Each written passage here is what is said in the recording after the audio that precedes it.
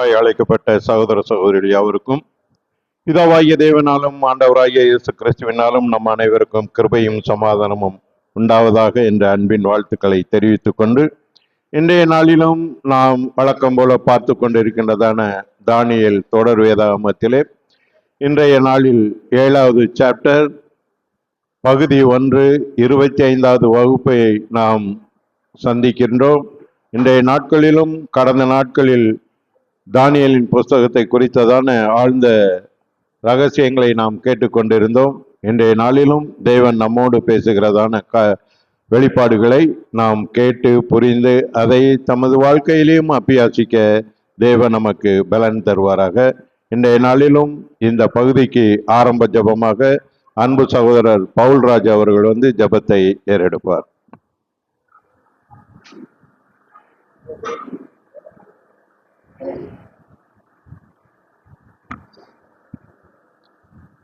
ஜபம் செய்வோம். மகா உன்னதங்களில் வாசமாயிருந்து இப்பூமியின் மனுமக்களாக எங்களை கண்ணோக்கி பார்த்து அனுதினமும் அது பரிசுத்தாவை தந்து எங்களை வழிநடத்தி வருகிற எங்கள் அன்பினோட நல்ல தகப்பனே, உமக்கே சதா காலங்களும் துதிக்கான மகமை வழிநடத்தியும் எங்கள் அன்பினாண்டவராகிய இயேசு கிறிஸ்து மூலம் எடுக்கிறோம் தகப்பனே. காலை முதல் இந்த நேரம் மட்டும் எங்களை கண்ணினிமை போல் பாதுகாத்து சத்தியத்தை தந்து எங்களை வழிநடத்தி வருகிற எங்கள் அன்பின் ஒன்ற நல்ல தகப்பனே, அப்பா இப்பொழுதும் கேட்க போகின்ற இந்த தொடர் வேதாகம பாடத்தை மது கருத்தில் ஒப்புக்கொடுக்கிறோம் தகப்பனே. கேட்டு அதை விட்டுவிடாதபடிக்கு அப்பா அதில் உள்ள கருப்பொருட்களையும் அதில் உள்ள தீர்க்க தரிசனத்தையும் நாங்கள் அறிந்து அது எப்படி நாங்கள் வாழ வேண்டும், எப்படி ஓட வேண்டும் என்பதை நீர் எங்களை கற்றுத்தாங்க தகப்பனே. இவை அனைத்தையும் எங்கள் அன்பின் ஆண்டவரை இயேசு கிறிஸ்து மூலம் எடுத்துக் கொள்ளுங்க ஜீவன் நல்ல பிதாவே, ஆமென்.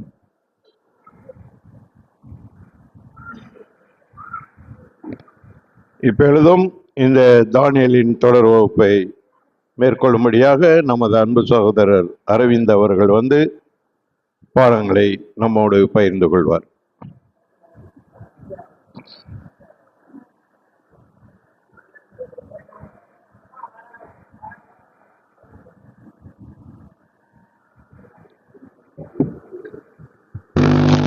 Thank you brother.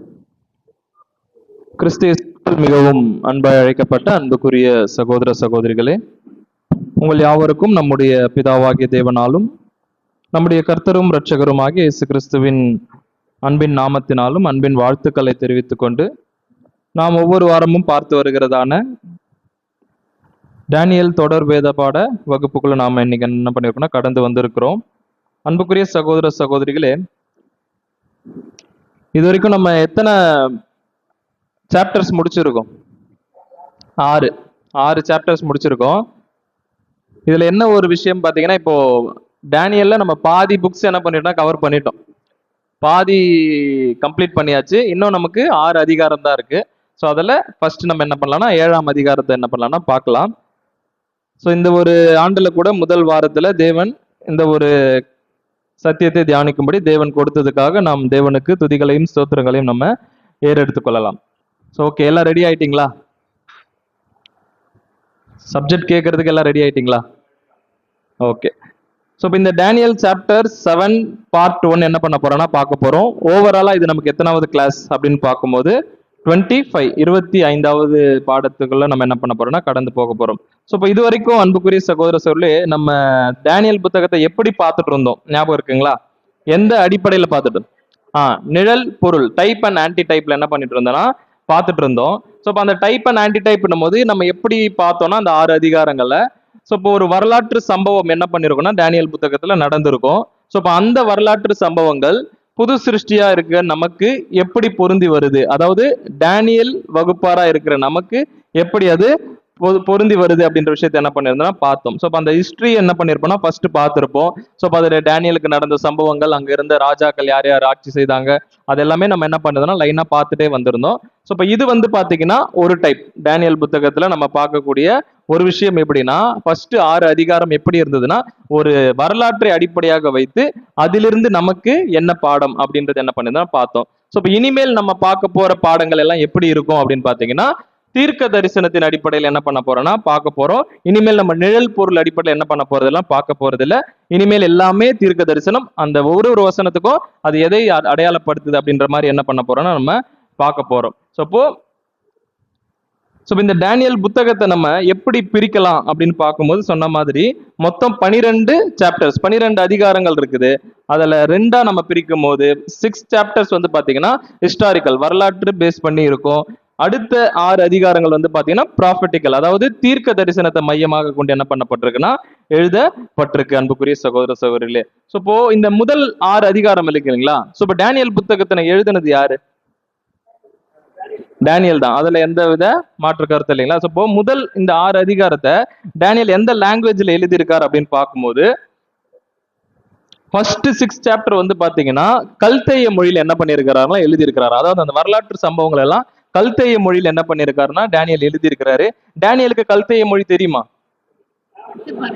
ஆரம்பத்திலேயே அவர் என்ன பண்ணாங்க, அவங்களை கத்துக்க வச்சாங்க இல்லைங்களா, நம்ம பார்த்திருக்கோம். ஸோ இப்போ கல்தேய மொழியில என்ன பண்ணியிருக்காருன்னு பாத்தீங்கன்னா அங்க டேனியல் எழுதியிருக்கிறாரு 6 சாப்டர்.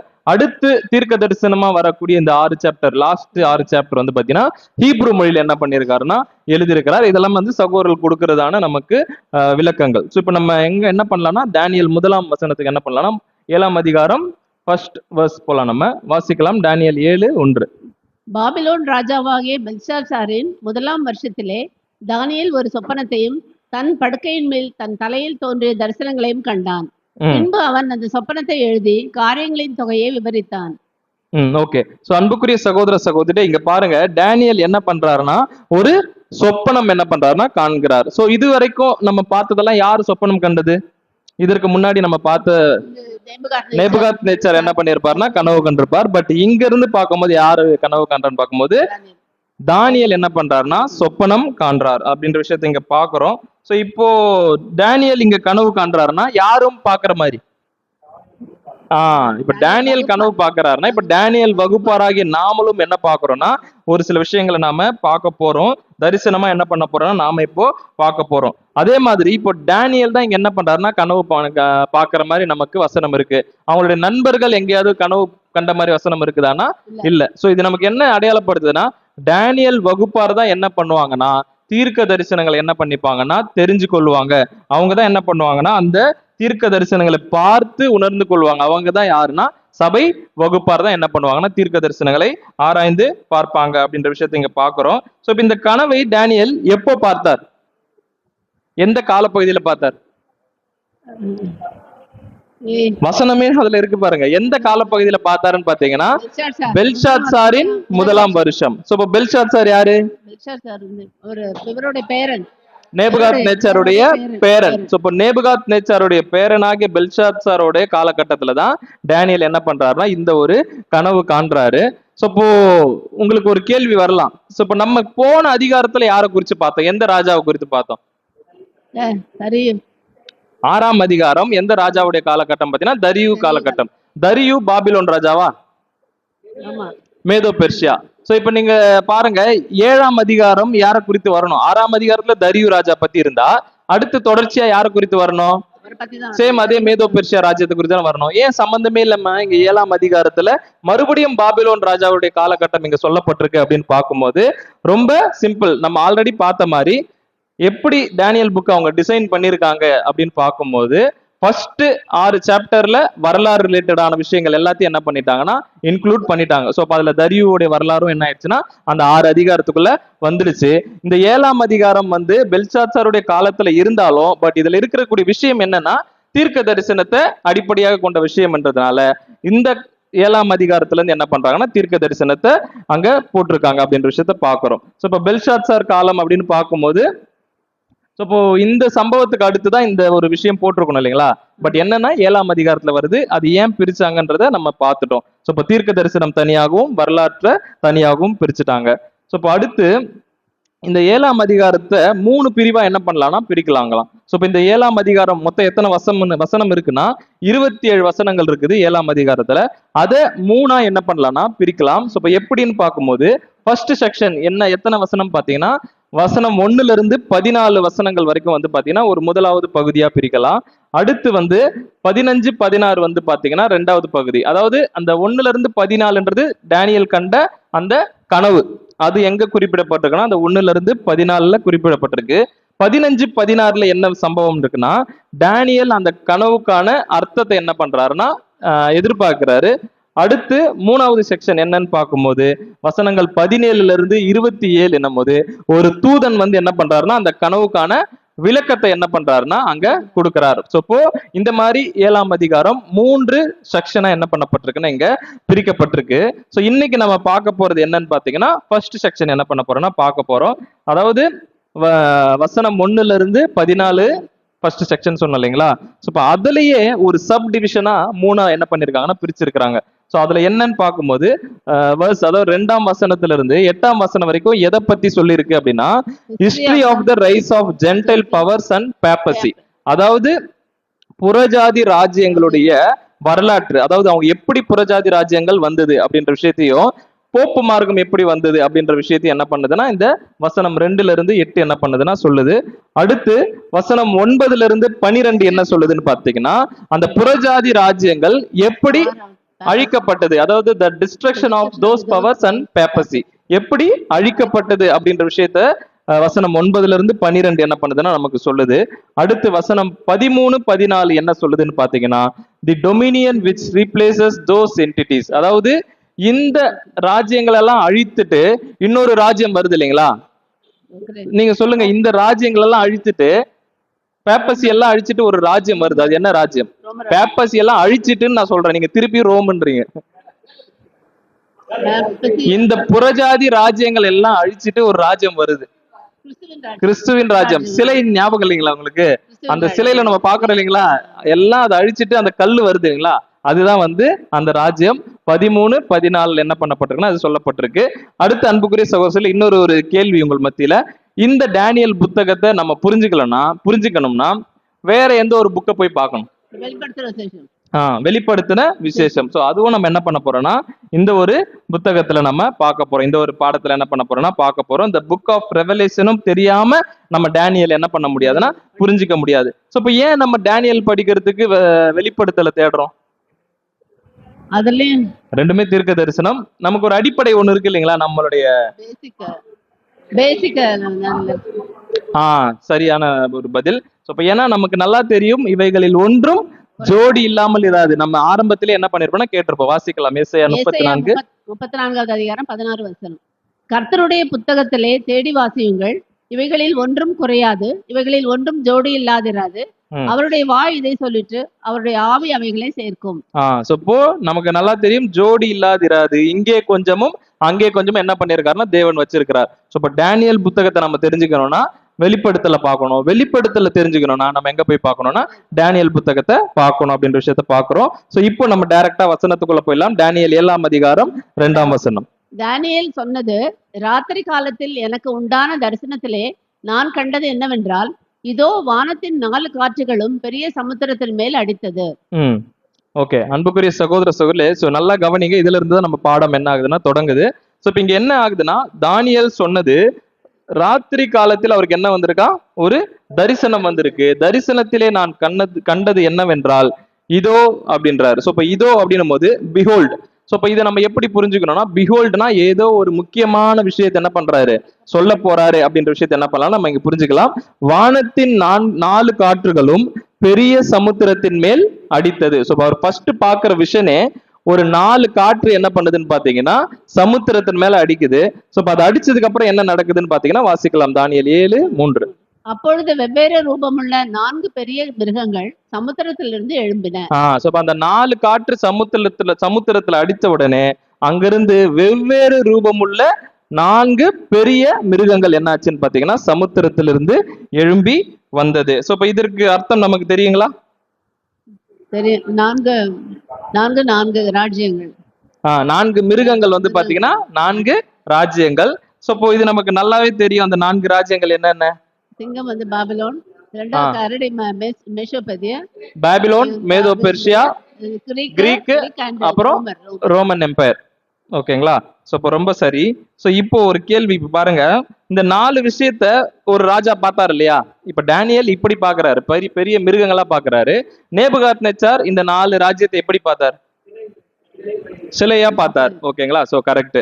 சோ இப்போ அவர் பார்க்கும்போது அது எப்படி இருந்தது அந்த கனவு?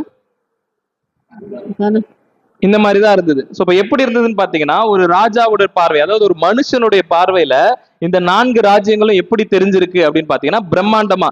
ஏன்னா அவர் பாக்குறதே வந்து பாத்தீங்கன்னா ஒரு பிரம்மாண்டமான ஒரு சிலையை என்ன பண்றாருன்னா பாக்குறாரு. சோ இப்ப இது யாரோட விஷன் அப்படின்னு பார்க்கும்போது மனுஷனுடைய பார்வையில இந்த 4 ராஜ்யங்களும் எப்படி தெரியுதுன்னு பாத்தீங்கன்னா ஒரு ரொம்ப பெரிய ஒரு பிரம்மாண்டமா, அதாவது ஒரு தங்கம் வெள்ளி அந்த மாதிரி எப்படி பாக்குறாருன்னா பிரம்மாண்டமா இந்த உலக ராஜ்யங்களை ஒரு மனுஷன் பாக்குறான்.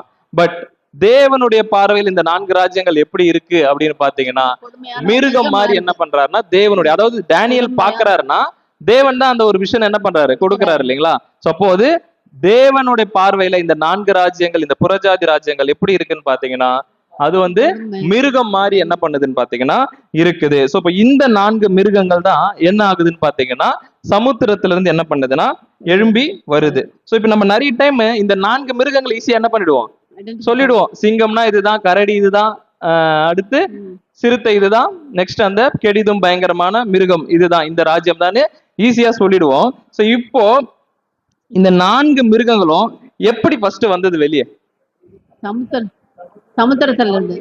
சமுத்திரத்துல இருந்து வந்தது, சும்மா வரல. அந்த சமுத்திரத்துல இருந்து வரதுக்கு முன்னாடி 4 காற்றுகள் என்ன ஆச்சுன்னு பாத்தீங்கன்னா பிடிக்கப்பட்டிருக்காரு 4 தூதர்களால. நான் ஃபர்ஸ்ட் கம்ப்ளீட் பண்ணிடுறேன் இருங்க. சோ அந்த 4 காற்றுகள் மூலமா தான் என்ன ஆகுதுன்னு பாத்தீங்கன்னா சமுத்திரத்துல இருந்து வெளியில வருது. எனக்கு தெரியும் நீங்க இப்படிதான் இந்த ஆன்சர் தான் நீங்க சொல்லுவீங்கன்னு எனக்கு தெரியும். ஆனா அது ஆன்சர் அது கிடையாது. சோ இப்ப இங்க பாருங்க அன்புக்குரிய சகோதர சகோதரிகளே, ஃபர்ஸ்ட் இப்ப நம்ம என்ன பார்க்கணும்னா இங்க வாசிச்சோம் இல்லைங்களா, வானத்தின் 4 காற்றுகளும் பெரிய சமுத்திரத்தின் மேல் என்னாச்சுன்னா அடிச்சது. இது அடிச்சதுக்கு அப்புறம் தான் என்ன ஆகுதுன்னு பாத்தீங்கன்னா அந்த மிருகங்கள் வெளியில வருது. சோ இப்ப சொல்லுங்க, வானத்தின் 4 காற்றுகள் என்ன? அரசியல், சமுதாயம், பொருளாதாரம். எனக்கு தெரியும் நீங்க எல்லாருமே இந்த ஆன்சர் தான் சொல்லுவீங்கன்னு எனக்கு தெரியும். 4 காற்று எனக்கு தெரியாதா பிரதர் அப்படின்னு என்ன பண்ணுவீங்க, ஈஸியா சொல்லிடுவீங்க. பட் நீங்க நல்லா வசனத்தை வாசிச்சிருந்தீங்கன்னா அந்த 4 காற்று நீங்க சொல்றது இல்ல. பார்க்கலாமா? அப்ப அந்த 4 காற்று என்ன அப்படின்றத ஃபர்ஸ்ட் பார்க்கலாம். ஃபர்ஸ்ட் இங்க நீங்க 4 காற்று நீங்க புரிஞ்சுக்கிறீங்க. ஆனா அதுக்கு முன்னாடி ஒரு வார்த்தை இருக்கு. எதோட 4 காற்று? வானத்தின் 4 காற்று. நீங்க சொல்ற வசனம் வெளிப்படுத்தல வர தூதர்கள் என்ன பண்ணிருக்காங்க, 4 காற்றை பிடிச்சிருக்காங்க. அந்த 4 காற்று எங்க இருக்குன்றத வசனத்துல வாசிங்க. வெளிப்படுத்தின விசேஷம் 7வது அதிகாரம் 1வது வசனம். இவைகளுக்கு பின்பு பூமியின் 4 திசைகளிலும் 4 தூதர்கள் நின்று பூமியின் மேலாவது சமுத்திரத்தின் மேலாவது ஒரு மரத்தின் மேலாவது காற்று அடையாதபடிக்கு பூமியின் 4 காற்றுகளையும் பிடித்திருக்க கண்டேன். இப்ப புரிஞ்சுதுங்களா? நம்ம பார்த்த வானத்தின் 4 காற்று வேற, இங்க இவங்க பிடிச்சிருக்கிறது பூமியின் 4 காற்றுகள். சோ இதற்கும் அதற்கும் என்ன இல்லைன்னு பாத்தீங்கன்னா சம்பந்தம் இல்ல. இப்போ அதுல இருந்து நீங்க என்ன பண்ணுங்க, ஃபர்ஸ்ட் தெளிவாயிடுங்க. சோ இப்போ இங்க அவங்க பிடிச்சிட்டு இருக்கிறது பூமியினுடைய 4 காற்றுகள். இது வந்து நமக்கு தெரியும் அரசியல், மதம், பொருளாதாரம், சமுதாயம். சோ இத பத்தி டேனியல் என்ன பண்ணலன்னா இங்க பேசல. பட் வானத்தின் 4 காற்றுகள் அப்படின்னா என்னவா இருக்கும்? இப்ப வானத்துல யார் இருக்கா? தேவதூதர்கள், சாத்தான். அப்போ நம்ம நரகம் பாடத்துல கேட்டிருக்கீங்களா, அவங்க எங்க இருக்கிறாங்க? வான மண்டலத்தில் இருக்கிறாங்க. வசனம் கூட வாசிக்கலாம் பாருங்க, எபேசியர் 6:12. ஏனெனில் மாம்சத்தோடும் இரத்தத்தோடும் மட்டுமல்ல, துரைத்தனங்களோடும் அதிகாரங்களோடும் இப்பிரபஞ்சத்தின் அதிகார லோகாதிபதிகளோடும் வான மண்டலங்களில் உள்ள பொல்லாத ஆவிகளின் சேனைகளோடும் நமக்கு போராட்டம் உண்டு. இப்ப நம்ம பாக்குற மாதிரி இப்ப இவங்க எல்லாம் எங்க இருக்கிறாங்கன்னு பாத்தீங்கன்னா வானத்துல இருக்கிறாங்க. சோ இந்த 4 காற்றுகள் யாரு அப்படின்னு பார்க்கும்போது வானத்துல இருக்கக்கூடிய சாத்தானும் விழுந்து போன தூதர்களும் தான் வந்து பாத்தீங்கன்னா அந்த 4 காற்றுகள். சோ இப்ப ஏன் 4 காற்று அப்படின்னு பார்க்கும்போது இப்ப 4 அப்படின்றத நம்ம எப்படி அடையாளப்படுத்தலாம்? இந்த 4ன்றது எதை அடையாளப்படுத்தும்னு பாத்தீங்கன்னா ஒரு உலகத்துக்கு எத்தனை திசைகள் இருக்குங்க? 4 திசைகள். சோ அப்போ இந்த ஒட்டுமொத்த உலகமே அந்த 4 காற்றுகள் என்னும் போது யாருடைய கண்ட்ரோல்ல தான் இருக்குதுன்னு பாத்தீங்கன்னா இந்த விழுந்து போன தூதர்களும் சாத்தானுடைய கண்ட்ரோல்ல தான் என்ன பண்ணுதுன்னு பாத்தீங்கன்னா இவங்க தான் என்ன பண்ணிட்டு இருக்காங்க, இன்னைக்கு உலகத்தை கண்ட்ரோல் பண்ணிட்டு இருக்கிறாங்க. தேவன் என்ன பண்ணிருக்காரு, அனுமதிச்சிருக்கிறாரு. ஓகேங்களா? சோ இப்போ இவங்களோட கண்ட்ரோல்ல தான் இந்த ஒட்டுமொத்த உலகமும் என்ன இருக்குன்னு பாத்தீங்கன்னா இருக்குது. சோ அதுதான் நம்ம பாக்குறோம். வானத்துல இருக்கக்கூடிய 4 காற்றுகள் என்னும் போது இந்த ஒட்டுமொத்த உலகத்தையுமே இவங்க வானத்துல இருக்கிறவங்க என்ன பண்றாங்கன்னா கண்ட்ரோல் பண்ணிட்டு இருக்கிறாங்க அப்படின்ற விஷயத்தை என்ன பண்றோம்னா பாக்குறோம். சோ இப்ப இவங்க கண்ட்ரோல் பண்றாங்க. சோ இந்த காற்றுகள் சேர்ந்து என்ன பண்ணுது, சமுத்திரத்துல அடிக்குது. சோ இப்போ வானத்துல இருக்கிற இவங்க சாத்தானும் விழுந்து போன தூதர்களும் சேர்ந்து என்ன பண்றாங்களாம், சமுத்திரத்தின் மேல என்ன பண்றாங்க, அந்த காற்றை விடுறாங்க. சோ இப்ப காற்றுன்னும் போது நமக்கு எதை அடையாளப்படுத்தும்?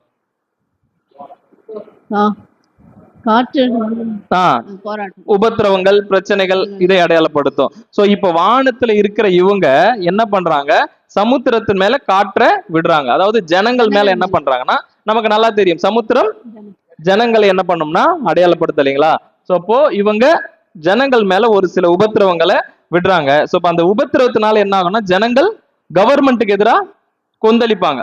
பொதுவாவே ஜனங்கள்னா ஒரு கவர்மெண்ட்டுக்கு எதிராக கொந்தளிக்கும் போது அந்த ராஜ்யம் என்ன ஆகும்னா விழுந்துடும், இன்னொரு ராஜ்யம் என்ன ஆகும்னு பாத்தீங்கன்னா எழுந்திருக்கும். சோ இப்ப அதே மாதிரிதான் இவங்க என்ன பண்றாங்களா, இந்த ஜனங்களை தூண்டி விட்டு ஒரு ராஜ்யத்தை விலை செய்யறதும் இவங்க தான், இன்னொரு ராஜ்யத்தை எழும்ப செய்யறதும் யாரு தான் அப்படின்னு பார்க்கும்போது சாத்தானும் அவங்களுடைய தூதர்கள். சோ இன்னைக்கும் கூட இவங்க தான் என்ன பண்ணிட்டு இருக்கிறாங்கன்னா, இந்த வேர்ல்டே என்ன பண்ணிட்டு இருக்கிறாங்கன்னா, இந்த கெட்டுப்போன தேவதூதர்களும் சரி சாத்தானும் சரி வான மண்டலங்கள்ல இருந்து என்ன பண்ணிட்டு இருக்கிறாங்கன்னா கண்ட்ரோல் பண்ணிட்டு இருக்கிறாங்க. சோ ஒரு ராஜ்யம் உருவாவதற்கும் இவங்க என்னவா இருக்கிறாங்கன்னா காரணமா இருக்கிறாங்க. இன்னொரு ராஜ்யம் அழியறதுக்கும் யார் காரணமா இருக்கிறாங்கன்னா இவங்க என்ன பண்றாங்கன்னா காரணமா இருக்கிறாங்க. சோ இப்ப இவங்க மூலமா தான் ஒரு பாபிலோன் சாம்ராஜ்யமா இருக்கட்டும், மேதோ பெர்ஷியாவா இருக்கட்டும், கிரேக்க சாம்ராஜ்யமா இருக்கட்டும், ரோம சாம்ராஜ்யமா இருக்கட்டும், எல்லாத்தையும் உருவாக்குனதும் யாருதானா இவங்க தான் உருவாக்குறாங்க. அதை அழிக்கிறதும் யாருதான் பார்க்கும்போது இவங்களே என்ன பண்றாங்கன்னா அழிக்கிறாங்க. சோ இப்போ ஒரு கேள்வி, ஏன் இவங்களே உருவாக்கிட்டு ஏன் இவங்களே அழிக்கணும்? ஏன்னா இவங்க தான் உருவாக்குறாங்க இல்லைங்களா. சோ இப்போ பாபிலோன்னா பாபிலோன் சாம்ராஜ்யத்தையே கடைசி வரைக்கும் வச்சிருக்கலாம்ல, ஏன் அதை கவிழ்த்துட்டு இன்னொரு சாம்ராஜ்யத்தை அவங்க கொண்டு வராங்க அப்படின்னு பார்க்கும்போது, ஸோ இப்போ ஏன் அவங்க சேஞ்ச் பண்றாங்க அப்படின்னா, ஸோ இப்போ இதற்கு சகோதரர்கள் விளக்கம் கொடுக்குறாங்க. இப்போ நான் சொல்ற விஷயம் உங்களுக்கு எப்படி இருக்குன்னா, என்னது இது ஏதோ ஒரு புதுசா இருக்குது இந்த விஷயம், தூதர்கள் என்னமோ ராஜ்யத்தை உருவாக்குறாங்களாம், திருப்பி தூதர்கள் கவிழ்க்கிறாங்களாம், இது என்ன பிரதர் வசனத்துக்கு மேட்ச் ஆகுற மாதிரியே இல்லையே அப்படின்னு என்ன பண்ணலாம் உங்களுக்கு தோணலாம். பட் வசனத்தை நம்ம என்ன பண்ணலாம்னா இப்ப அடுத்து பார்க்கலாம். ஸோ இப்போ இவங்க தான் இதை ஒரு விஷயம் மட்டும் புரிஞ்சுங்க, இந்த உலகத்துல ராஜ்யங்களை தோற்றுவிக்கிறதும் கவிழ்க்கிறதும் இவங்க தான். அதை யார் அனுமதிக்கிறார்னா தேவன் அனுமதிக்கிறார். அந்த பாயிண்ட்டை மட்டும் நல்லா புரிஞ்சுக்குங்க. சோ இப்போ இவங்க தான் என்ன பண்றாங்கன்னா மேல இருந்துட்டு என்ன பண்ணிட்டு இருக்காங்கன்னா கண்ட்ரோல் பண்ணிட்டு இருக்காங்க. ஃபார் எக்ஸாம்பிள் இப்போ இந்த உலகத்துல ஒரு ஆட்சி நடக்குதுன்னா அதையும் யாரு தான் கண்ட்ரோல் பண்றாங்கன்னா இவங்க தான் என்ன பண்றாங்கன்னா கண்ட்ரோல் பண்றாங்க. சோ நான் கேட்ட மாதிரி ஏன் பாபிலோன் சாம்ராஜ்யத்தை விட்டுருக்கலாம்ல, ஏன் அதை அழிச்சிட்டு மேதோ பெர்ஷியாவை இவங்க கொண்டு வராங்க அப்படின்னு பார்க்கும்போது சகோதரர்கள் கொடுக்குற விளக்கம் என்ன அப்படின்னா, ஆக்சுவலா இங்க இருக்கக்கூடிய அதாவது வான மண்டலத்தில் இருக்கக்கூடிய இந்த தேவ தூதர்களுக்கு இல்ல என்ன இல்லைன்னு பாத்தீங்கன்னா ஒரு ஒன்னஸ் கிடையாது. அவங்களுக்குள்ள என்ன இல்லைன்னு பாத்தீங்கன்னா ஒரு ஒற்றுமை கிடையாது. அவங்களுக்குள்ளவே என்ன இருக்குன்னு பாத்தீங்கன்னா பல பிரிவினைகள் இருக்கு. சோ இப்ப இதை எப்படி நம்ம புரிஞ்சுக்கலாம்னா, ஒருத்தரும் என்ன பண்றாங்கன்னா ஒரு பேக்ரவுண்ட் அதாவது ஒரு நாட்டை என்ன பண்றாங்கன்னா கண்ட்ரோல் பண்றாங்களாம். புரிஞ்சுக்க முடியுதுங்களா? இப்போ எப்படி இந்தியாவுக்கு ஒரு தலைவர் இருக்கிற மாதிரி அதே மாதிரி தேவ தூதர்கள் அந்த கெட்டுப்போன தேவ தூதர் என்ன பண்றாங்களா பேக்ரவுண்ட்ல இருந்து ஒரு நாட்டையும் ஒரு ராஜ்யத்தையும் என்ன பண்ணிக்கிறாங்க கண்ட்ரோல் பண்ணிக்கிறாங்க. சோ அவங்க கண்ட்ரோல் பண்றதுனால இவங்கள யார் மேல வருது அப்படின்ற மாதிரி ஒரு போட்டி இது என்ன ஆகுதுன்னு பாத்தீங்கன்னா ஒரு ஈகோ கிளாஷ் என்ன ஆகுதுன்னா அவங்களுக்குள்ள என்ன ஆகுதுன்னா வருது. இதெல்லாம் உங்களுக்கு கேட்கும் போது எப்படி இருக்குன்னா, என்ன பிரதர் இதெல்லாம் நம்புற மாதிரி இருக்குதா அப்படின்னு என்ன பண்ணலாம் நீங்க கேட்கலாம். பட் இதுதான் உண்மை. அவங்க என்ன பண்ணிட்டு இருக்கிறாங்கன்னு பாத்தீங்கன்னா, ஏன்னா அவங்களுக்குள்ள என்ன இல்லைன்னா ஒரு ஒன்னஸ் இல்ல. ஏன்னா இவங்க எப்பேற்பட்டவங்கன்னு பாத்தீங்கன்னா தேவனுடைய பேச்சையே என்ன பண்ணல இவங்க கேட்காதவங்க. ஓகேங்களா? சோ இப்போ இந்த மாதிரி இருக்கிற தேவதூதர்கள் கண்டிப்பா எப்படிதான் இருப்பாங்கன்னா அவங்களுக்குள்ள ஒரு சில விஷயங்கள் இருக்கும். சோ இப்போ ஒரு தேசத்துக்கும் ஒரு ராஜ்யத்துக்கும் பின்னாடி இருந்து இவங்க என்ன பண்றாங்கன்னா அங்க ரூல் பண்ணிட்டு இருக்கிறாங்க வான மண்டலத்துல. சோ இப்படி கண்ட்ரோல் அவங்க பண்ணும்போது இவங்க என்னதான் இவங்க கண்ட்ரோல் பண்ணாலும் இவங்களுக்குன்னு ஒரு ஹெட் யார் இருக்கிறா, இவங்களுக்குன்னு ஒரு ஹெட் என்ன பண்றாருன்னா இருக்கிறாரு. சோ இப்ப அந்த லூசிபர் அதை கண்ட்ரோல் பண்ண மாட்டாரானா அவர் என்ன பண்ண மாட்டாருன்னா அவங்களை கண்ட்ரோல் பண்ண மாட்டாராம். என்ன ரீசன் அப்படின்னு பாத்தீங்கன்னா சகோதரர்கள் கொடுக்குற விளக்கம், ஒருவேளை லூசிபர் அவங்களை கண்ட்ரோல் பண்ண ஆரம்பிச்சா இந்த தூதர்கள் என்ன பண்ணிடுவாங்கன்னா சாத்தானுக்கு அகைன்ஸ்டா என்ன பண்ண ஆரம்பிச்சிருவாங்க, ஒரு கலகம் பண்ண வாய்ப்பு இருக்கும். ஆனா லூசிபரோட அதாவது சாத்தானுடைய எண்ணம் என்னன்னா, எப்படினாலும் போய்க்குங்க, நான் ஹெட்டா இருந்துக்கிறேன், நீங்க என்னனாலும் பண்ணிக்கங்க, என்ன ராஜ்யத்தினாலும் பண்ணுங்க, பட் எனக்கு கீழே இந்த உலகம் என்ன பண்ணணும் இருக்கணும் அப்படின்றதுதான் வந்து பாத்தீங்கன்னா சாத்தானுடைய திட்டமா இருக்குது அப்படின்றத பாக்குறோம். சோ எப்படி பிரதர் நீங்க சொல்றதை நம்புறது, இதுக்கு ஏதாச்சும் வசனம் இருக்குதா அப்படின்னு நீங்க என்ன பண்ணலாம் கேட்கலாம் இல்லைங்களா? சோ இப்போ நீங்க கேட்கலாம். சோ இப்போ அதை நம்ம தெரிஞ்சுக்கணும்னு நம்ம என்ன எங்க போகணும்னு பாத்தீங்கன்னா டேனியல், இதே டேனியல்ல 10வது சாப்டர்ல என்ன பண்ணலாம் நம்ம போய் பார்க்கணும். சோ இப்போ ஒரு கேள்வி, இப்போ ஒரு தூதர் பரலோகத்துல இருக்கிறார். ஓகேங்களா? பரலோகத்துல இருக்கக்கூடிய ஒரு தூதர் பூமிக்கு வர்றதுக்கு எவ்வளவு நாள் ஆகும்? இம்மிடியா வந்துடும். இம்மிடியா உடனே ஒரு செகண்ட்ல என்ன பண்ணிடுவாரு? பூமிக்கு வந்துருவாரு. ஆனா முடியல. பரலோகத்தில் இருக்கக்கூடிய ஒரு தூதன் இந்த பூமிக்கு தேவன் அனுப்புனா அந்த தூதனால என்ன பண்ண முடியலையா? ஒரு செகண்ட்ல இந்த பூமிக்கு என்ன பண்ண முடியலையா? வர முடியலையா? அது யாரு, எந்த தூதன் அப்படின்றது என்ன பண்ணலாம்னா பார்க்கலாம். ஸோ இப்போ எவ்வளவு நேரம் ஆகும் அப்படின்னு பாத்தீங்கன்னா, கேப்ரியல்.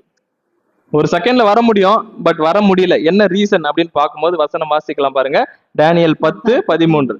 பெர்சியா ராஜ்யத்தின் அதிபதி 21 நாள் மட்டும் என்னோடு எதிர்த்து நின்றான். ஆனாலும் பிரதான அதிபதிகளில் ஒருவனாகிய மிகாயேல் எனக்கு உதவியாக வந்தான். ஆதலால் நான் அங்கே அதாவது பெர்சியாவில் ராஜாக்களிடத்தில் தரித்திருந்தேன். அன்புக்குரிய சகோதர சகோதரி, இங்க பாருங்க, இங்க யாரு வந்து டேனியல் கிட்ட பேசுறா அப்படின்னு பார்க்கும்போது யாருங்க? இவர்தான், கேப்ரியல் தான் வருவாரு நம்ம பைபிள்ல. அப்ப இந்த விஷயத்தை நீங்க படிக்கல போல. 10ஆம் அதிகாரத்துல கேப்ரியல் தூதன் வந்து என்ன பண்ணுவாருன்னா டேனியல் கிட்ட பேசுவார். சோ இப்ப டேனியல் கிட்ட பேசும்போது என்ன சொல்றாருன்னா, பெர்ஷியா ராஜ்யத்தின் அதிபதி 21 நாள் மட்டும் என்னோடு என்ன பண்றாருன்னா எதிர்த்து நின்றான். அதாவது யாருக்கு முன்னாடி? கேப்ரியலுக்கு முன்னாடி பெர்ஷியா நாட்டுடைய அதிபதி என்ன பண்றாராம்? எதிர்த்து நிற்கிறாரு. ஆனாலும் பிரதான அதிபதிகளில் ஒருவனாகிய மிகாயேல் எனக்கு உதவியாக வந்தான். சோ இப்போ அந்த பெர்ஷியா அதிபதி கேப்ரியலுக்கு அகைன்ஸ்டா நிக்கிறாரு. அவரால் என்ன பண்ண முடியலன்னா அவரை கண்ட்ரோல் பண்ண முடியல. அதனால யாரு வரா ஹெல்ப்புக்குன்னு பார்க்கும்போது மிகாயேல் என்ன பண்றாருன்னா எனக்கு உதவியாக வந்தார். யாருக்கு உதவியா வந்தாரு? கேப்ரியலுக்கு. டேனியலுக்குன்னு கன்ஃபியூஸ் பண்ணாதீங்க. கேப்ரியலுக்கு உதவியா வராரு. சோ இப்ப அவர் உதவியா வராரு. ஆதலால் நான் அங்கே பெர்ஷியாவின் ராஜாக்களிடத்தில் தரித்திருந்தேன் அப்படின்னு இருக்கு இல்லைங்களா? சோ இப்போ நல்லா ஒரு விஷயம் புரிஞ்சுக்குங்க. கேப்ரியல் என்ன பண்றாருன்னா டேனியல் கிட்ட சொல்றாரு. என்ன சொல்றாருன்னா, பெர்ஷியா ராஜா என்ன பண்ணல, என்ன வரத்துக்கு அலோ பண்ணல. 21 நாள் மட்டும் என்ன பண்ணானா என்ன போக விடாம தடுத்து நிறுத்தினான். சோ இப்ப சொல்லுங்க, பெர்ஷியா ராஜா யாரு? பெர்ஷியாவின் ராஜா யாரு?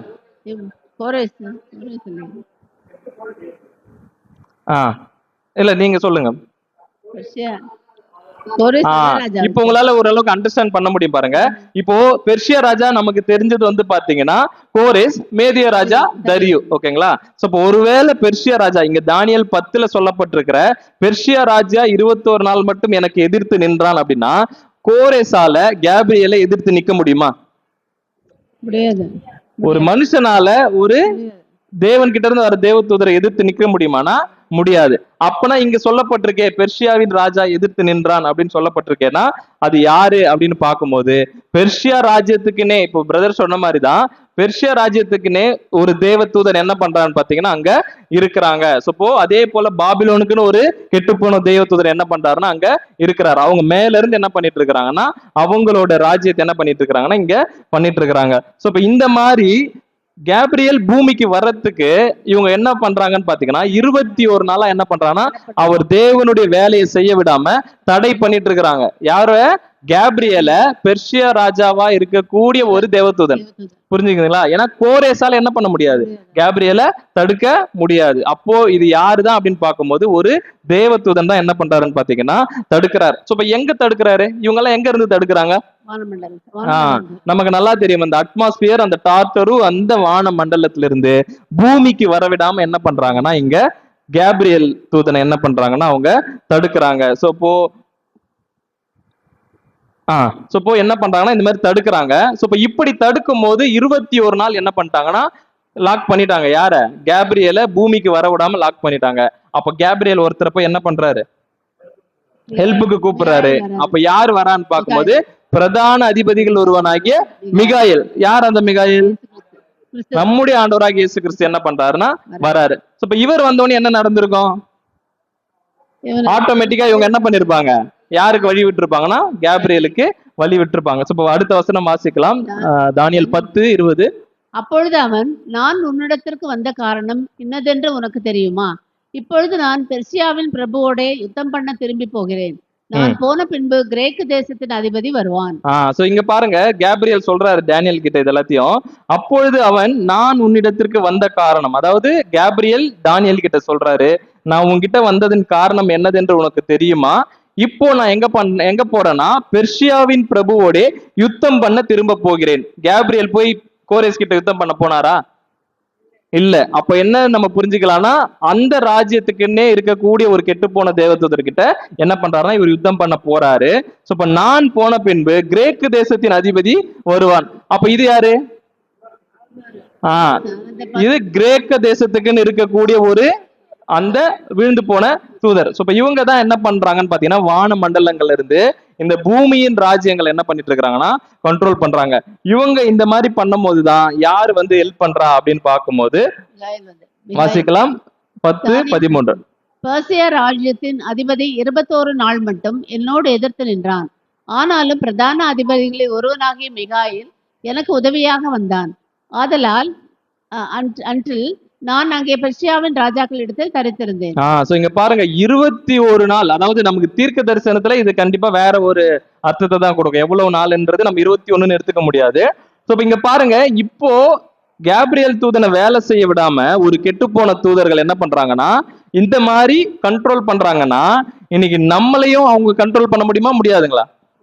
நம்மளையும் கேப்ரியல் தூதனையே வேலை செய்ய விடாம பண்றாங்கன்னா நம்மள பண்றது ரொம்ப ஈஸி. நம்மள ஈஸியா என்ன பண்ணிடுவாங்கன்னா கண்ட்ரோல் எடுத்து என்ன பண்ணிடுவாங்க, அவங்களோட தேவைகளை நிவர்த்தி செஞ்சுட்டு போயிடுவாங்க. பட் நம்ம கிட்ட யார் இருக்கணும் பக்கத்துல? மிகாயல் நம்ம கூட இருந்தா என்ன பண்ண முடியாதுன்னா ஒண்ணுமே பண்ண முடியாது. சோ அதனாலதான் அங்க மிகாயல் வந்து என்ன பண்றாருன்னா உதவியாக இருக்கிறாரு. ஆதலால் அப்படின்றது என்ன மீனிங்னா, அந்த மிகாயல் தூதன் வர வரைக்கும் நான் என்ன பண்ணிட்டு இருந்தேன்னா பெர்ஷியாவின் ராஜாக்கள் இடத்துல, அதாவது அந்த தேவ தூதர்கள் இடத்துல நானு இருந்தேன். என்னால எதுவும் பண்ண முடியல. சோ அப்படின்னு என்ன பண்றாருன்னா இங்க யார் சொல்றான்னு பார்க்கும்போது கேப்ரியல் சொல்றாரு. சோ இப்போ மிகாயல் வந்து என்ன பண்றாருன்னா அந்த இடத்துல வந்து ஹெல்ப் பண்றாரு அப்படின்ற விஷயத்த என்ன பண்றோம்னா இங்க நம்ம பாக்குறோம். சோ இப்போ நம்ம என்ன சொல்றோம்னு பாத்தீங்கன்னா பெர்ஷியாக்குன்னு ஒரு கெட்டுப்போன தூதர் இருக்கிறாரு, மேதோக்குன்னு ஒரு கெட்டுப்போன தூதர் இருக்கிறாரு. அவர் தான் ராஜாவா இருந்து என்ன பண்றாருன்னா கண்ட்ரோல் பண்றாரு அப்படின்னு பாக்குறோம். சோ அப்போ சாத்தானும் ஒரு இடத்துக்கு கண்ட்ரோலா இருப்பார்ல. இந்த மாதிரி கெட்டுப்போன தூதர்களுக்கு ஒரு இடம் கொடுத்துட்டாரு. சாத்தான் தனக்குன்னு ஒரு இடத்த சூஸ் பண்ணியிருப்பார்ல இந்த உலகத்துல. இல்ல வானமண்டலத்துல எல்லாரும் இருக்கிறாங்க. நான் என்ன சொல்றேன்னா பூமியில இருக்கக்கூடிய பெர்ஷியாவை ஒரு தேவதூதர் கண்ட்ரோல் பண்றாரு, மேதோவை ஒரு தேவதூதர் கண்ட்ரோல் பண்றாரு, பாபிலோனை ஒரு தேவதூதர் கண்ட்ரோல் பண்றாரு. இவங்க எல்லாருக்கும் ஹெட்டா இருக்கிற சாத்தானுக்குன்னு ஒரு பூமியில ஒரு இடத்த அவர் கண்ட்ரோல் பண்ணணும் இல்லைங்களா? சோ அதுதான் வசனம் வாசிக்கலாம். வெளிப்படுத்தல் 2:13. உன் கிரியைகளையும் சாத்தானுடைய சிங்காசனம் இருக்கிற இடத்தில் நீ குடியிருக்கிறதையும் நீ என் நாமத்தை பற்றி கொண்டிருக்கிறதையும் சாத்தான் குடிக்கொண்டிருக்கிற இடத்திலே உங்களுக்குள்ளே எனக்கு உண்மையுள்ள சாட்சியான அந்திப்பா என்பவன் கொல்லப்பட்ட நாட்களிலும் என்னை பற்றும் விசுவாசத்தை நீ மறுதலிக்காமல் இருந்ததையும் அறிகிறேன். இங்க பாருங்க, இங்க என்ன விஷயம் புரியுதுன்னு பாத்தீங்கன்னா சாத்தானுடைய சிங்காசனம் எங்க இருக்குன்னு பாத்தீங்கன்னா இந்த பூமியில ஒரு இடத்துல இருக்கு. அது எங்க அப்படின்றதுதான் இங்க சொல்றாரு பாருங்க. உன் கிரியைகளையும் சாத்தானுடைய சிங்காசனமா இருக்கிற இடத்தில் நீ குடியிருக்கிறதையும் என் நாமத்தை பற்றி கொண்டிருக்கிறதையும் சாத்தான் குடிக்கொண்டிருக்கிற இடத்தில். சோ இது எந்த இடம் பூமியில? ரொம்ப சரியான இடம். கரெக்ட். நீங்க சொல்றது என்னன்னா சாத்தானுடைய சிங்காசனம் இடம் இருக்கிறது எதுன்னு பாத்தீங்கன்னா ரோமன் கவர்மெண்ட். சோ அந்த இடத்துலதான் வந்து பாத்தீங்கன்னா சாத்தான் வந்து தன்னுடைய விஷயத்தை வந்து ரொம்ப பிரதானமா என்ன பண்றாருன்னா செய்யறாரு. சோ இப்ப வசனம் தொடர்ந்து வாசிக்கலாம். வெளிப்படுத்தல் 12:9. உலகம் அனைத்தையும் மோசம் போக்குகிற பிசாசு என்றும் சாத்தான் என்றும் சொல்லப்பட்ட பழைய பாம்பாகிய பெரிய வலுசற்பம் தள்ளப்பட்டது. அது பூமியிலே விழ தள்ளப்பட்டது. அதனோட கூட அதை சேர்ந்த தூதரும் தள்ளப்பட்டார்கள். சோ இங்க பாருங்க அன்புக்குரிய சகோதரி, இப்ப இங்க பழைய பாம்பாகி பெரிய வலு சர்ப்பம் எது? போப்புன்றதை விட நம்ம நிறைய இடத்துல பார்த்திருப்போம். வலு சர்ப்பம், கள்ள தீர்க்கதரிசி, அந்த மாதிரி விஷயங்கள் பார்த்திருப்போம்ல. அப்ப வலு சர்ப்பம், பழைய பாம்பாகி வலு சர்ப்பம்ன்றது ரோமனுடைய சிவில் கவர்மெண்ட். சோ இப்போ நம்ம என்ன விஷயம் புரிஞ்சுக்கிறோம்னு பாத்தீங்கன்னா இப்போ சாத்தான் வந்து பாத்தீங்கன்னா ரோம் இது வந்து தலைமையா வச்சு என்ன பண்ணிட்டு இருக்கிறாருன்னா ஆட்சி பண்ணிட்டு இருக்கிறார். அதற்கு ஒரு சில எக்ஸாம்பிள் பார்க்கலாம் பாருங்க. சாத்தானுடைய குணலட்சணத்தை இந்த ரோம்ல வந்தாங்க இல்லைங்களா ராஜாக்கள், அவங்க எல்லாம் என்ன பண்ணிருக்காங்களா அப்படியே ஃபாலோ பண்ணிருக்கலாம். சாத்தான் எப்படி கேரக்டர் இருப்போம் அதை அப்படியே என்ன பண்ணிருக்காங்களா ரோம்ல வரக்கூடிய அந்த பேரரசர்கள் என்ன பண்ணிருக்காங்க, ரோமன் எம்பையர்ஸ் என்ன பண்ணிருக்காங்களா ஃபாலோ பண்ணிருக்காங்களாம். அதுல ஒரு எக்ஸாம்பிள் யாரு நம்ம பார்க்கலாம்னா நீரோ. அதாவது இந்த நீரோ மன்னன் இருக்காரு இல்லைங்களா, சாத்தானுடைய கேரக்டர் என்ன பண்ணிருப்பாரா அப்படியே என்ன பண்ணிருப்பாரா. இவர் மாத்திரம் இல்ல, அந்த வரிசையில வந்த எல்லா பேரரசர்களும் எப்படிதான் இருந்தாங்கன்னா ரொம்ப மோசமா எப்படி சாத்தான் இருப்பாரோ அந்த மாதிரி. குறிப்பா யாரை இவர் துன்பப்படுத்துறாரு தெரியுங்களா? நீரோ மன்னன் உண்மை சபை, அதாவது சபை வாய்ப்புக்கு போகக்கூடிய உண்மை சபைய ரொம்ப கொடுமைப்படுத்தினது. அதாவது சாத்தான் எப்படி பண்றானோ அதை அப்படியே என்ன பண்ணியிருக்காருன்னா லிட்டரலா இந்த பூமியில என்ன பண்ணியிருந்தார். இவரை குறித்து நம்ம ஹிஸ்டரியில எல்லாம் படிச்சிருப்போம். இவர் என்ன பண்ணாரு தெரியுங்களா? சோ இப்ப இந்த உண்மை கிறிஸ்தவர்களை அழிக்கிறதுக்காக தன்னுடைய தேசத்தை என்ன பண்ணாருன்னா நெருப்பு வச்சு கொளுத்தினார். சோ அந்த நெருப்புல என்ன பண்ணாரு? ஃபிடல் வாசிச்சார் அப்படின்றதெல்லாம் வந்து பாத்தீங்கன்னா ஹிஸ்டரியில நமக்கு சொல்லப்பட்டிருக்கும். சோ அந்த மாதிரி ஒரு கேரக்டர் கொண்டவர் தான் யாருன்னு பாத்தீங்கன்னா நீரோ. சோ இவங்களை கண்ட்ரோல் பண்ணது யாரு அப்படின்னு பார்க்கும்போது சாத்தான் அப்படின்ற விஷயத்த என்ன பண்ணிக்கலாம் புரிஞ்சுக்கலாம். சோ இவர் எந்த காலகட்டத்துல வாழ்ந்தாரு தெரியுங்களா? இயேசு கிறிஸ்து இயேசு கிறிஸ்து மரித்து உயிர்த்தெழுந்த பிறகு அப்போஸ்தலனாகிய பவுல் பேதுரு இருந்த காலகட்டத்தை என்ன பண்ணிருக்காருன்னு பாத்தீங்கன்னா இவர் இருந்திருக்காரு. இவர் என்ன பண்ணுவாருங்களாம், உண்மை சபையா இருக்கக்கூடிய கிறிஸ்டியானிட்டி என்ன பண்ணுவாராம், அவங்கள கொண்டு போய் உயிரோட என்ன பண்ணுவாராம் கொளுத்துவாராம். எதுக்கு உயிரோட கொளுத்துவாரானா அவருடைய கரெக்ட். சோ இப்ப அவங்க தோட்டம் இருக்குமா, அவரோட தோட்டம் கார்டன் இருக்குமா, அந்த கார்டன்ல அவர் என்ன பண்ணுவாரா பார்ட்டி பண்ணுவாராம். சோ அந்த பார்ட்டி பண்றதுக்கு வெளிச்சம் வேணும் இல்லைங்களா? சோ அந்த வெளிச்சத்துக்காக என்ன பண்ணுவாரா ஒரு கிறிஸ்தவர்களை பிடிச்சி அவங்களை அங்க நிக்க வச்சு அங்க கொளுத்தி அதுல என்ன பண்ணுவாராம் பார்ட்டி பண்ணி ரொம்ப சந்தோஷப்படுவாராம். சோ இந்த மாதிரி தான் வந்து பாத்தீங்கன்னா சாத்தானுடைய குடியிருப்பு எங்க இருக்குது அப்படின்னு பார்க்கும்போது ரோம் கவர்மெண்ட்ல இருந்தது அப்படின்ற விஷயத்த பாக்குறோம். சோ இதெல்லாம் நம்ம எதற்கு பாக்குறோம் தெரியுதுங்களா? இப்ப இவ்வளவு விஷயம் பாக்குறோம்ல, என்ன பாக்குறோம்னா பூமியில இருக்கிற ஒவ்வொரு ராஜ்யத்துக்கு பின்னாடி ஒரு கெட்டுப்போன தூதர்களும் சாத்தானும் இருக்கிறான் அப்படின்ற விஷயத்த பாக்குறோம். சோ இது வரைக்கும் நம்ம பார்த்துட்டோம். அப்படின்னா இப்ப இஸ்ரேலுக்குன்னு ஒரு இருக்கணும்ல, ஒரு தூதன் இருக்கணும்ல, இஸ்ரேலுக்குன்னு ஒரு தூதன் இருக்கணும்ல, அது யாரா இருக்கும்?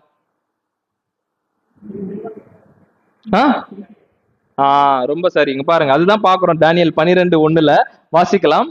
தானியேல் 12வது அதிகாரம் 1வது வசனம். உன் ஜனத்தின் புத்திரருக்காக நிற்கிற பெரிய அதிபதியாக மிகாயேல் அக்காலத்திலே எழும்புவான்.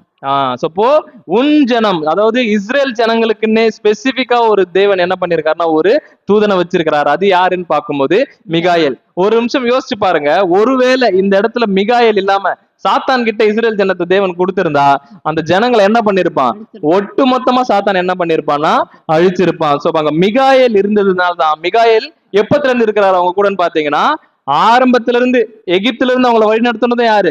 இவர் தான். உனக்கு முன்பாக போகிற தூதனானவர் யாரு? இவர் தான். சோ இப்ப அவங்களை ஆரம்பத்துல இருந்தே அவங்களை கண்ட்ரோல் பண்றது யாருன்னு பாத்தீங்கன்னா நம்முடைய ஆண்டவராகிய இயேசு கிறிஸ்து.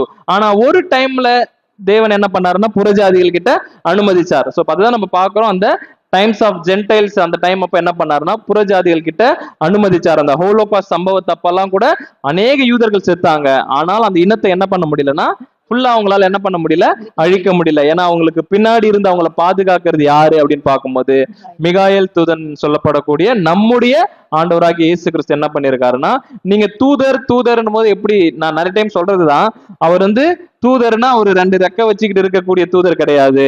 அவங்களுக்காக சப்போர்ட்டிவா நிக்கக்கூடிய தேவனுடைய குமாரன் தான் அங்க மிகாயேல் அப்படின்றது. ஏன்னா மிகாயேலோட அர்த்தம் என்ன? தேவனை போன்றவர், அதாவது இமேஜ் ஆஃப் காட், தேவன் மாதிரி இருக்கக்கூடியவர். அவர் தான் யாருன்னு பார்க்கும்போது, ஏன்னா இதெல்லாம் நம்ம பேசிக்கலி கேட்டுட்டோம். சோ இப்ப ரொம்ப டீடைல் தேவையில்ல. சோ இப்ப இவர் தான் என்ன பண்றாருன்னா பாக்குறாரு. சோ இப்போ இன்னைக்கும் இஸ்ரேலுக்கு சப்போர்ட்டிவா இருந்து ஃபாலோ பண்றது நடத்துறது எல்லாமே யாருதான் அப்படின்னு பார்க்கும்போது நம்முடைய ஆண்டவராகிய இயேசு கிறிஸ்து என்ன பண்ணிட்டு இருக்காருன்னா பாக்குறாரு. சோ இப்போ இதுல ஒரு விஷயம் நம்ம புரிஞ்சுக்கலாம். அப்போ பாபிலோனை எழுப்புனது யாரு? பாபிலோன் ராஜ்யத்தை எழுப்புனது யாரு? அந்த 4 காற்றுகள் பார்த்து இல்லைங்களா, அந்த கெட்டுப்போன தூதர்கள். திருப்பி அதை கவிழ்த்ததும் யாருன்னா அவங்கதான். சோ இது எல்லாமே யாருடைய இதுன்னு பார்க்கும்போது சாத்தானுடைய ராஜ்யம். சோ அவங்களே என்ன பண்றாங்கன்னா அவங்க, ஏன்னா அவங்களுக்குள்ள என்ன இல்லைன்னா ஒன்னஸ் இல்ல, ஒரு ஒற்றுமை இல்லைன்றதுனால அவங்களே என்ன பண்றாங்கன்னா ஒரு ராஜ்யத்தை கவிழ்த்து ஒரு ராஜ்யத்தை இது பண்றாங்க. இது எல்லாத்தையும் யார் அனுமதிக்கிறான்னு பாத்தீங்கன்னா தேவன் என்ன பண்றாருன்னா அனுமதிக்கிறார். சோ இப்ப இதெல்லாம் நடந்துட்டு இருக்கும் போது இந்த பாபிலோன், மீதோ பெர்சியா, கிரேக்கு, ரோம் இதெல்லாம் முடிஞ்சதுக்கு அப்புறம் தேவன் என்ன பண்றாருன்னா ஒரு டைம்ல உன் ஜனத்தின் புத்திரருக்காக நிற்கக்கூடிய பெரிய அதிபதியாக மிகாயேல் அக்காலத்திலே. சோ இப்ப மிகாயேல் அக்காலத்துலனா எந்த காலத்துல எழும்பினார்? அந்த சிலையோட நீங்க கம்பேர் பண்ணி சொல்லுங்க. இப்போ தங்கம், வெள்ளி, வெண்கலம் எல்லாம் பார்த்தோம் இல்லைங்களா? சோ இப்போ அந்த அக்காலத்திலேன்றது எந்த ஒரு காலகட்டத்தை குறிக்கும்? அந்த கல் வந்து அடிக்குது இல்லைங்களா, அந்த காலம் 1914 தான் வந்து பாத்தீங்கன்னா அங்க மிகாயேல் அந்த இடத்துல என்ன பண்றாருன்னா எழும்புறாரு. அந்த விஷயத்தை என்ன பண்றோம்னா பாக்குறோம், இஸ்ரேலுக்கு சப்போர்ட்டா. சோ இப்போ இதுல நம்ம என்ன புரிஞ்சுக்கிட்டோம்னா ஒரு ராஜ்யத்தை கவிழ்க்கிறதும் அவங்க தான், எழுப்புறதும் அவங்க தான் அப்படின்ற விஷயத்த என்ன பண்ணிட்டோம்னா புரிஞ்சுக்கிட்டோம். ஸோ இப்போ இந்த 4 காற்றுகள் தான் என்ன பண்ணுதுன்னு பாத்தீங்கன்னா வசனத்துல வாசிக்கலாம். தானியேல் 7:4 ஃபர்ஸ்ட் வாசிக்கலாம். முந்தினது சிங்கத்தை போல் இருந்தது, அதற்கு கழுகின் சட்டைகள் உண்டாயிருந்தது. நான் பார்த்து கொண்டிருக்கையில் அதன் இறகுகள் பிடுங்கப்பட்டது. அது தரையிலிருந்து எடுக்கப்பட்டு மனுஷனை போல் 2 காலின் மேல் நிமிர்ந்து நிற்கும்படி செய்யப்பட்டது. மனுஷ இருதயம் அதற்கு கொடுக்கப்பட்டது. சோ இப்ப இது நமக்கு நல்லா தெரியும். சோ இப்ப முந்தினது சிங்கத்தை போல இருந்ததுன்னும் போது இது எந்த கவர்மெண்ட்? சோ இப்ப சமுத்திரத்துல காற்று அடிச்சது, அந்த காற்று அடிச்சதுல இருந்து மிருகம் வருது. சோ இப்ப ஃபர்ஸ்ட் மிருகம் சிங்கம் வருது. அது எப்படி இருந்ததுன்னு பாத்தீங்கன்னா சிங்கத்தை போல இருந்தது அந்த ராஜ்யம், அதற்கு கழுகின் சட்டைகள். சோ இப்ப ஏன் சிங்கம் கழுகு ரெண்டுத்தையுமே இங்க கொடுத்து அடையாளப்படுத்திருக்குன்னு பாத்தீங்கன்னா, சிங்கம் யாருக்கு ராஜா? காட்டுக்கு, மிருகங்களுக்கெல்லாம் சிங்கம் ராஜா, கழுகு கழுகு வந்து பறவைகளுக்கெல்லாம் ராஜா. அப்போ நேபுகாத்நேச்சார் யாரு அப்படின்னு பாத்தீங்கன்னா ராஜாவுக்கெல்லாம் ராஜா அப்படின்ற ஒரு பொசிஷன் என்ன பண்றாருன்னா அங்க கொடுக்குறாரு. சோ இப்போ அது எப்படி இருந்ததுன்னு பாத்தீங்கன்னா கழுகின் சட்டைகளை வச்சு உயர என்ன பண்ணிட்டு இருந்தா, ரொம்ப டாப்ல என்ன பண்ணிச்சுன்னா பாபிலோன் சாம்ராஜ்யம் இருந்தது. சோ இப்போ ஒரு டைம்ல என்ன ஆகுதுன்னு பாத்தீங்கன்னா திடீர்னு அதோட இறகுகள் பிடுங்கப்பட்டது. இது எப்ப பிடுங்கப்பட்டது சொன்னார் இல்லைங்களா? ஒரு வார்த்தை சொன்னாரு இல்ல சிங்கத்தை போல யார் இருந்தானா? நேபுகாத்நேச்சார் இருந்தாரு. அவருடைய இறகுகள் பிடுங்கப்பட்டதுன்னும் போது நான் கட்டின மகா பாபிலோன் அப்படின்னு சொல்லும் போது அவர் என்ன ஆயிடுச்சுன்னு பாத்தீங்கன்னா அங்கேயே அவங்களோட இது என்ன ஆயிடுச்சுன்னா அங்க டவுன் ஆயிடுச்சு. சோ அது பிடுங்கப்பட்டதுக்கு அப்புறம் என்ன ஆயிடுச்சுன்னு பாத்தீங்கன்னா மனுஷனை போல 2 காலின் மேல் நிமிர்ந்து நிற்கும்படி செய்யப்பட்டது. அதாவது அந்த 7 வருஷம் அவங்களுக்கு ஒரு அனுபவம் வந்தது இல்லைங்களா நேபுகாத்நேச்சாருக்கு. அடுத்து என்னாச்சுன்னா மனுஷ இருதயம், அதற்கு அப்புறம் தான் என்ன ஆகுதுன்னு பாத்தீங்கன்னா அவருக்கு அங்க மனுஷ இருதயம் என்ன பண்ணதுன்னா அங்க கொடுக்கப்பட்டது. சோ இப்ப இதுதான் பாக்குறோம். எதனால கீழே விழுந்தார் அப்படின்னு பாத்தீங்கன்னா ஒரு மேட்டிமையினால என்ன பண்ணாருன்னா விழுந்தார். சோ இப்ப ஒருவேளை நம்ம கிட்டயும் மேட்டிமை இருந்ததுன்னா தேவன் நம்மளை எப்படிதான் பாக்குறாருன்னா மிருகமா தான் பார்ப்பாரு. நம்மள மனுஷனா என்ன பண்ண மாட்டாரு, பார்க்க மாட்டாரு. நம்ம கிட்ட ஒரு மேட்டுமே இருந்ததுன்னா நம்மளும் எப்பேற்பட்டவர்கள் பாத்தீங்கன்னா நாமளும் ஒரு மிருகம் தான் அப்படின்ற விஷயத்த பாக்குறோம். இது நமக்கு நல்லா தெரியும். இது பாபிலோன் சாம்ராஜ்யம் இந்த சிங்கத்தை போல. சோ இங்க பாருங்க அது சிங்கத்தை போல அந்த மாதிரி ஒத்து இருக்குதுன்னு என்ன பண்றாருன்னா சொல்றாரு. அடுத்து என்ன ராஜ்யம் வந்தது? மேதோ பெர்ஷியா. சோ இப்ப மேதோ பெர்ஷியாவுக்கு பார்க்கும்போது வசனம் வாசிக்கலாம். தானியேல் 7:5. பின்பு கரடிக்கு ஒப்பாகிய வேறே 2ஆம் மிருகத்தை கண்டேன். அது ஒரு பக்கமாய் சாய்ந்து நின்று தன் வாயின் பற்களுக்குள்ளே 3 விலா எலும்புகளை கவ்விக்கொண்டிருந்தது. எழும்பி வெகு மாம்சம் தின் என்று அதற்கு சொல்லப்பட்டது. சோ இப்ப இங்க பாருங்க அன்புக்குரிய சகோதரர், அடுத்து என்ன மிருகம் கடல்ல இருந்து வருது அப்படின்னு பார்க்கும்போது மேதோ பெர்ஷியா. சோ இது இப்ப நீங்களே ஆன்சர் சொல்றாங்க, டக்கு டக்குன்னு பார்ப்போம். சோ இப்ப கரடி எதை அடையாளப்படுத்துதுன்னா மேதோ பெர்ஷியா. சரி, ஏன் ஒரு சைடு சாய்ந்து இருக்கு ஒரு சைடு டவுனா இருக்கு? மேதோ வந்து கொஞ்சம் ஹை ஒரு ராஜ்யம் வந்து கொஞ்சம் மேல இருக்கும், ஒரு ராஜ்யம் கீழே இருக்கும். அது வந்து பாத்தீங்கன்னா ஒரு சைடா சாய்ந்து இருக்கிறது. அடுத்து அதோடைய வாயில 3 விலா எலும்புகள், அது எதை அடையாளப்படுத்தும்? 3 விலா எலும்புகள் என்ன பண்ணிருக்கான், கவி கொண்டு இருக்கான். சோ அது எதை அடையாளப்படுத்தும்? அது என்ன ஒரு விஷயத்தை அடையாளப்படுத்துதுன்னு பாத்தீங்கன்னா ஆல்ரெடி 3 ராஜ்யத்தை என்ன பண்ணிருக்கான், அது சாப்பிட்டு அதை கடிச்சு துப்பி இருக்கு. புரியுதுங்களா? 3 விலா எலும்புகள் போது ஆல்ரெடி 3 மிருகத்தை என்ன பண்ணிருக்கு, அது சாப்பிட்டு அடுத்து என்ன பண்ணிருக்குன்னா அது ராஜ்யத்துக்கு வந்திருக்கு. சோ இப்போ அது வந்து பாத்தீங்கன்னா மேதோ பெர்ஷியா குறிக்குது. அதை நான் இப்ப சொல்றேன் இருங்க. சோ இப்போ நம்ம இங்க கரடிக்கு ஒப்பாய் மேதோ பெர்ஷியாவை தேவன் சொல்றாரு இல்லைங்களா? சோ இப்ப கரடி என்ன பண்ணும்? கீரி போடும், பீரி போடும். பட் இன்னொரு விஷயம் என்ன சொல்றாங்கன்னா வளைச்சு பிடிக்குமா. ஏதாவது ஒரு டார்கெட் அது பிடிக்கணும்னா எப்படியாவது அது போய் என்ன பண்ணிடுமா, கவர் பண்ணி என்ன பண்ணிடுமா, பிடிச்சிரும். ஸோ இப்போ இந்த மேதோ பெர்ஷியாவும் என்ன மாதிரி ஒரு ஆட்கள் தான் அப்படின்னு பார்க்கும்போது அவங்களும் வந்து பாத்தீங்கன்னா அவங்களோட டாக்டிக்ஸ், அவங்களோட முறை எப்படின்னா முற்றுகை போட்டு தான் என்ன பண்ணுவாங்களாம், பிடிப்பாங்களாம். ஸோ இப்போ மேதோ பெர்ஷியா பாபிலோன் எப்படி பிடிச்சாங்க, முற்றுகை போட்டு தான் என்ன பண்ணாங்கன்னு பாத்தீங்கன்னா பிடிச்சாங்க இல்லைங்களா? ஸோ இப்போ அந்த மாதிரி தான் மேதோ பெர்ஷியா என்ன பண்ணுவாங்களாம், முற்றுகை போட்டு வந்து அவங்களுடைய ராஜ்யத்தை பிடிப்பாங்க. ஸோ இப்போ அந்த 3 எலும்புகள் சொல்லுங்க, 3 எலும்புகள் ஆல்ரெடி 3 ராஜ்யத்தை என்ன பண்ணிருக்காங்க, சாப்பிட்டு வந்திருக்கிறாங்க. என்னென்ன ராஜ்யத்தை 3 எலும்புகள்? ஒண்ணு பாபிலோன், எகிப்து, அது ஹிஸ்டரியில வந்து பாத்தீங்கன்னா லிடியன் அப்படின்னு என்ன பண்ணா இருக்கும். பாபிலோன், லிடியன் அண்ட் எகிப்து, இவங்க தான் வந்து பாத்தீங்கன்னா இதற்கு முன்பாக இருந்த சாம்ராஜ்யங்கள். அந்த 3 மிருகங்கள் இவங்களை என்ன பண்ணிருக்காங்கன்னு பாத்தீங்கன்னா மேதோ பெர்ஷியா சாப்பிட்டு என்ன பண்ணிருக்காங்கன்னா வந்திருக்கிறாங்க. அன்புக்குரிய சகோதர சகோதரிகளே, இப்ப இது வரைக்கும் நம்ம என்ன பார்த்திருக்கிறோம் அப்படின்னா, ஸோ இது வரைக்கும் தான் இன்னைக்கு நமக்கு பாடம். ஸோ இப்போ இன்னைக்கு நம்ம பாடத்தை நீங்க என்ன பண்ணுங்கன்னா சுருக்கமா நீங்க சொல்லிட்டீங்கன்னா நம்ம முடிச்சுட்டு அடுத்த வாரம் அடுத்த 2 மிருகத்துல இருந்து என்ன பண்ணலாம்னா ஸ்டார்ட் பண்ணலாம். ஸோ இப்போ ஃபர்ஸ்ட் சொல்லுங்க, நம்ம டேனியல் புத்தகத்தை நம்ம எந்த அடிப்படையில பார்த்தோம்? இதுக்கு முன்னாடி நிழல் பொருள் அடிப்படையில பார்த்தோம். இனிமேல் பார்க்க போறது தீர்க்க தரிசனத்தோட அடிப்படை. ஸோ இப்போ இந்த 7ஆம் அதிகாரத்தை 3 பார்ட்டா என்ன பண்ணலாம்னா பிரிக்கலாம் அப்படின்னு சொன்னோம். வசனம் 1ல இருந்து 14, அதுக்கப்புறம் 15, 16, 17ல இருந்து 27. ஸோ இப்போ 1ல இருந்து 14 வந்து அந்த கனவு பத்தி வரும். அதுக்கப்புறம் டேனியல் அதற்கு விளக்கம் கேட்கறது, அதுக்கப்புறம் தூதர் வந்து விளக்கம் சொல்றது 3வது பகுதி. ஸோ இப்போ இந்த முதல் பகுதியை நம்ம 3ஆ பிரிச்சோம், கரெக்டுங்களா? முதல் பகுதியை என்ன பண்ணோம்னா 3ஆ பிரிச்சோம். அந்த முதல் பகுதியில் என்னன்னா உலக ராஜ்யங்கள் எப்படி மேல வந்துச்சுன்னு பார்த்தோம். அடுத்து அது எப்படி அழிய போகுதுன்னு பார்க்க போறோம்.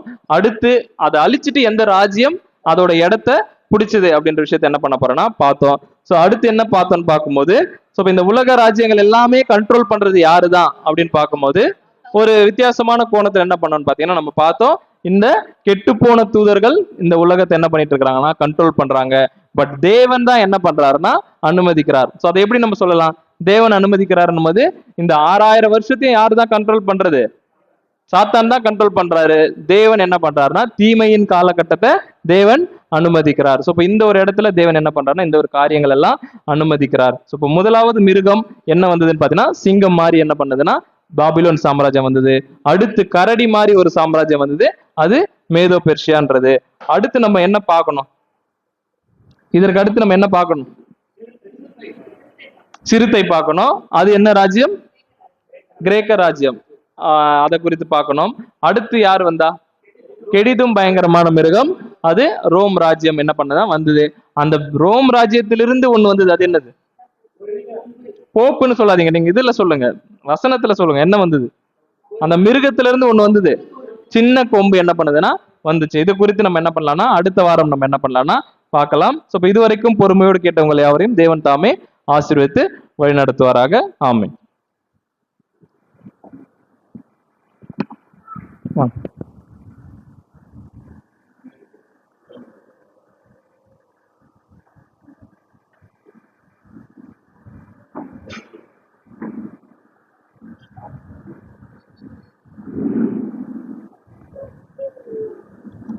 ஜெபம் செய்வோம். நேற்றும் இன்றும் மாறாது இருக்கிற எங்கள் அன்பின் பரலோக பிதாவே, உம்முடைய நேசகுமாரனும் எங்கள் அருமை ரட்சகருமான இயேசு கிறிஸ்துவின் மூலம் இடத்தில் வருகிறோம். அப்பா பிதாவே என்று அழைக்கத்தக்க புத்திர சுகாரத்தின் ஆவியின் நீர் எங்களுக்கு தந்திருக்கிறபடியால் உமக்கு நன்றி தகப்பனே.